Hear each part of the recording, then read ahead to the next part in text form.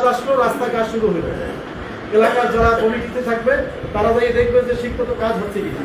না হয়তো ওই কন্ট্রাক্টর আছে, আর আমাদের দেশে তো আছে, আপনারা জানেন দুর্নীতির কথা, তাদের মাধ্যমে কাজ হবে, বরাদ্দ যা তার মানে খুব কম সংখ্যক কাজ হবে, বাকি টাকা দুর্নীতিতে চলে যাবে। এভাবে না করতে পারে, এই জন্য তাদেরকে জবাবদিহিতার আওতায় নিয়ে আসতে হবে। যেহেতু আমি লোকাল এমপি হিসাবে আমার পক্ষ থেকে তো অপরাধের দুর্নীতির বিরুদ্ধে আমাদের জিরো টলারেন্স, এই মেসেজ সারা বাংলাদেশে সকল পর্যায়ের লোকদের কাছে আছে।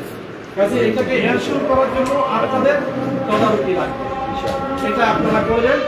আর অপরাধগুলো দূর করার জন্য আপনাদের একটা শক্তিশালী ঐক্যবদ্ধ একটা ভূমিকা থাকবে। আমাদের ভাইরা সবসময় আসা যাওয়া করবেন। যে কোনো বিষয় আপনারা জসিম ভাই আছে, স্থানীয় দায়িত্বশীল আছে, পাশাপাশি আমাকেও আপনারা বলতে পারেন। আমার কাছে সরাসরি ফোন দিতে আপত্তি আপনাদের ভাই, কোনো হেজিটেশন নাই।